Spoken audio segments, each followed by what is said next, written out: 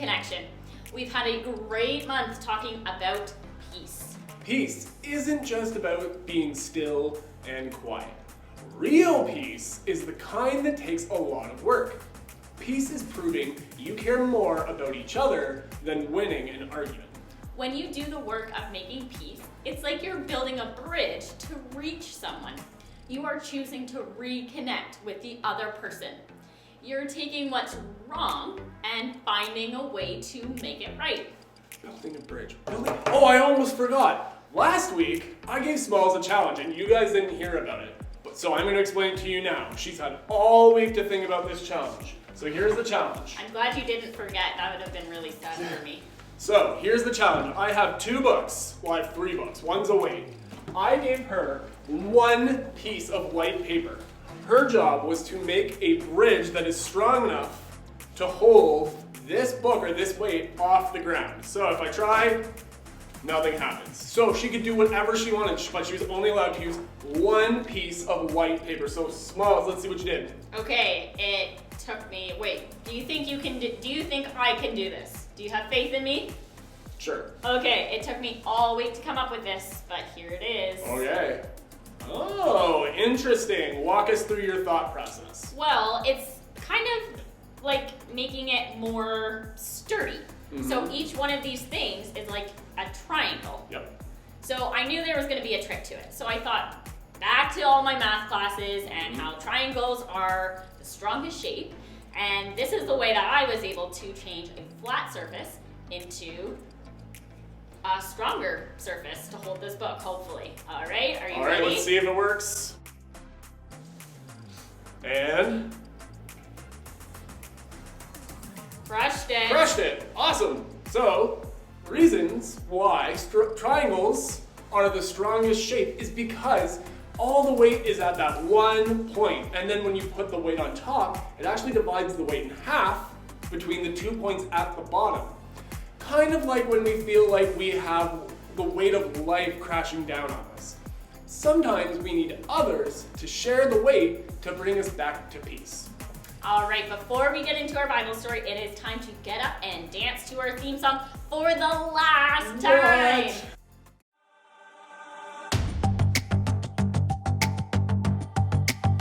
You're my courage, I don't have to be afraid.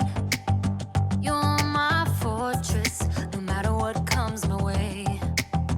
You're my treasure forever, yes, we'll be together always.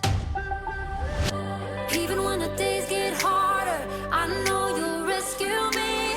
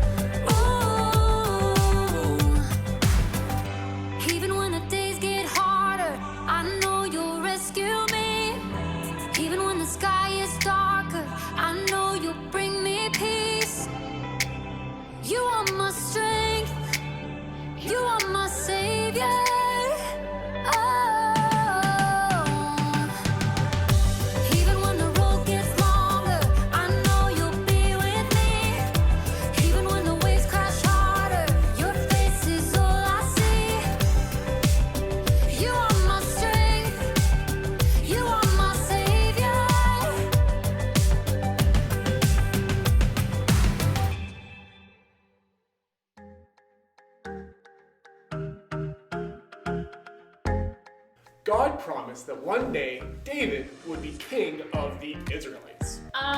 Wasn't there already a king? There was, and his name was Saul, and he ruled Israel. And Saul was really jealous of David and how popular David had become with the people. So David lived on the run, along with a group of trusted soldiers. He defeated a giant when Saul couldn't. I can see why Saul might be a little intimidated by David.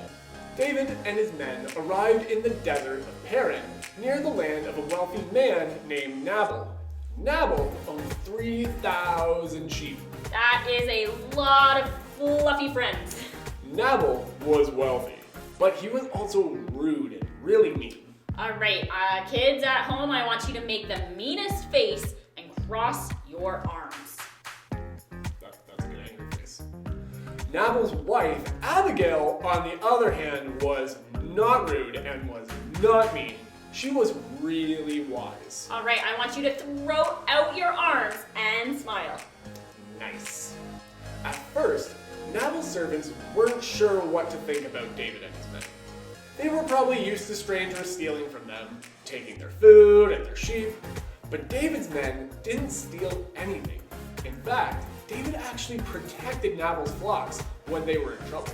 So basically, Nabal's the person in the neighborhood who yells at all of the kids and tells them to stay off his lawn, even though they're not doing anything wrong. Yeah, that's actually a really appropriate comparison. Now, it was time for Nabal to shear his sheep. David told 10 of his men to go to Nabal. He gave them a message to pass along. Get him, David! And these are soldiers he's sending. That'll teach Nabal to be mean to people who help do his work for him. It wasn't that kind of letter. Oh. If anything, it was a very nicely written letter. It laid out how David and his men had been protecting his flocks when his men weren't being careful enough, and that they've never stolen anything from Nabal. He noticed that Nabal had been very successful that year, and David had not. So he was asking for help feeding his men, since Nabal had so much and he didn't have very much. I don't see this ending very well for David. Nabal heard the message and, was not cool with the idea. So much so that he tore up the letter and threw it in the face of the head soldier and told him to go back to David. Nabal is really looking for a fight here. And he was about to get it too. David was furious, so he gathered 400 soldiers and headed off toward Nabal's house. A terrible battle was about to take place. I really don't like conflict, so this is giving me the heebie-jeebies. Meanwhile, one of Abigail's servants had seen how Nabal had treated David's men. The servant also told Abigail about how well David had treated Nabal and all his men and all his flocks. This gave Abigail an idea. Well, you know what they say. The king may be the head of a country, but the queen is the neck. And the neck is what makes the head move around. And move that head she did. She ran around the property gathering up supplies and donkeys to carry them. As soon as they were ready, Abigail sent them to David immediately, saying she would follow shortly after. I really hope this works out well for her. When Abigail got closer to David, she got off her horse and bowed before David. She said to him, "I'll take all the blame myself. Please don't pay any attention to Nabal. You have showed great patience and care for our household, and you could have fought us, and you could have won. But luckily, God gave you a mind for peace." And did that work? It did. Abigail's sacrifice of her things and apologizing was enough to remind David of what God had promised for him, and that it was up to him as the future king to act justly and work toward peace. Kind of like if we remember our bottom lines, they can help us to be loving towards others. David said to Abigail, "Praise God and thank you that your kind words and gestures kept me from using my hands for getting even." David accepted her gifts and sent her away in peace. Abigail really turned the situation around. All she had to do was be humble and work hard to find a creative solution on how to reconnect with someone her family had wronged. Whatever ended up happening. To Nabal, in the end, his foolish anger caught up with him and it ended up costing him everything he had. And this is why we should always try to be like Abigail, because you can show you care about others by being part of the solution. The Bible. It's 66 books of history, stories, letters, and poetry that fit together to form God's one big story. The epic adventure of how He created us and loves us so much that He made a way to rescue us. As we travel through the Bible, from Genesis to Revelation, we discover people who met God and found their lives changed forever. Now, for an amazing story, inspired by the book of 1 Samuel, chapter 25. God had promised David would be king, but for now, King Saul ruled Israel. David lived his life on the run, followed by a group of misfits who had become friends and servants. One day, they arrived in the desert of Paran, near the land of a wealthy man named Nabal, who owned 3,000 sheep. We'll set up camp here, man. At first, Nabal's servants didn't know what to think. Too many strangers around these parts. We've had food and sheep go missing. But David's men were honorable.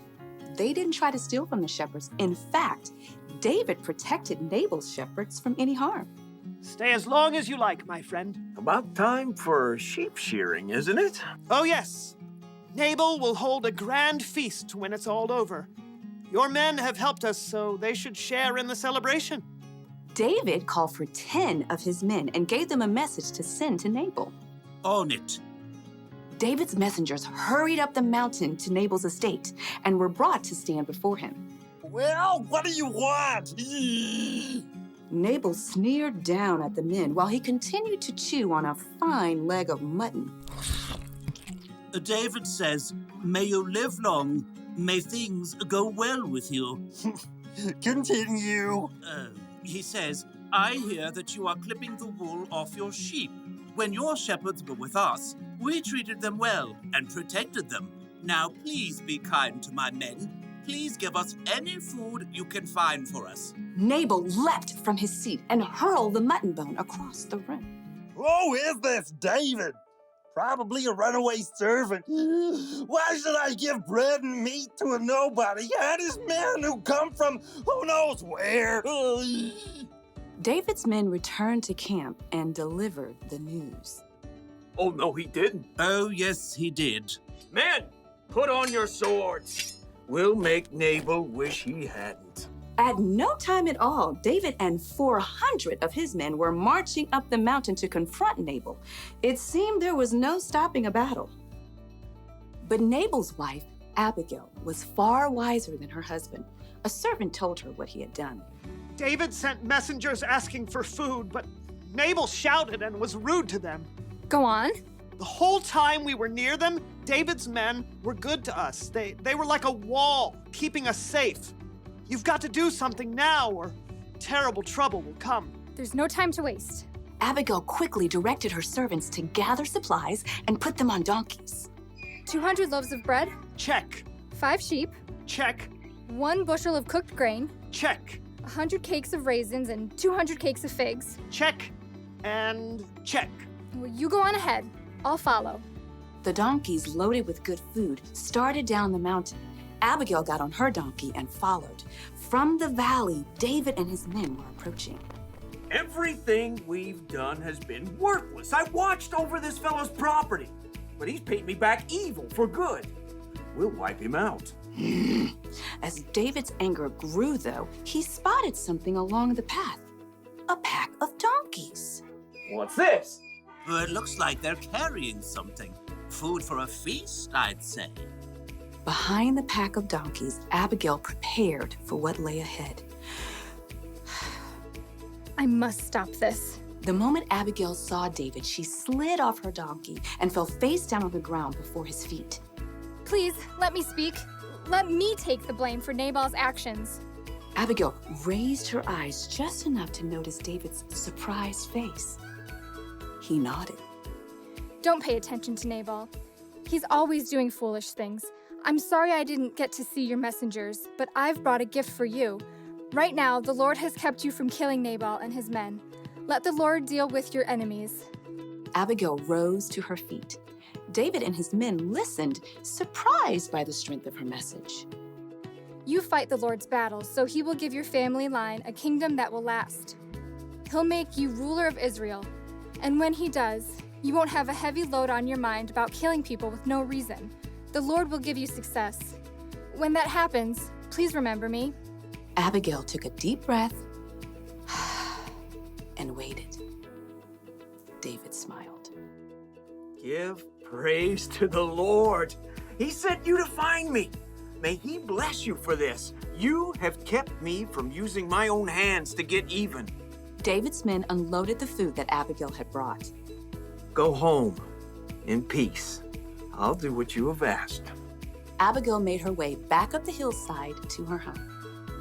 She had chosen to humble herself and do the hard yet creative work of making peace. In the end, Nabal paid the high price for his foolish anger, but God blessed Abigail.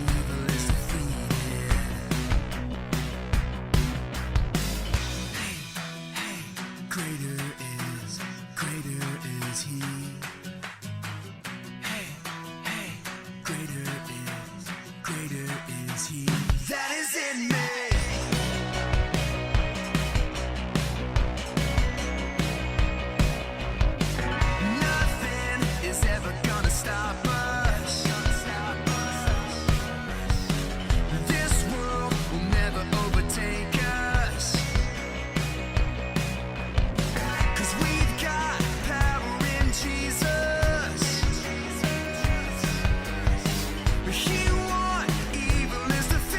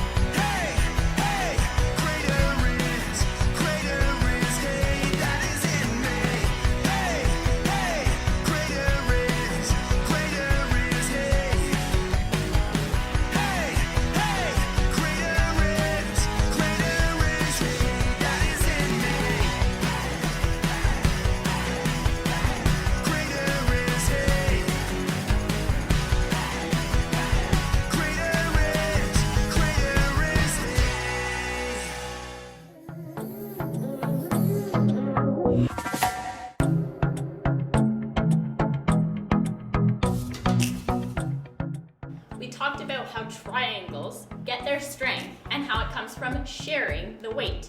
And in our Bible story, we saw how a triangle developed between David, Nabal, and Abigail.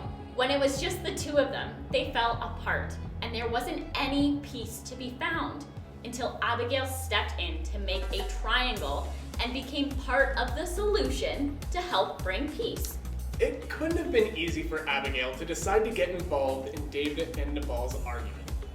But she had the courage to step in, and because of that, she brought peace to the situation.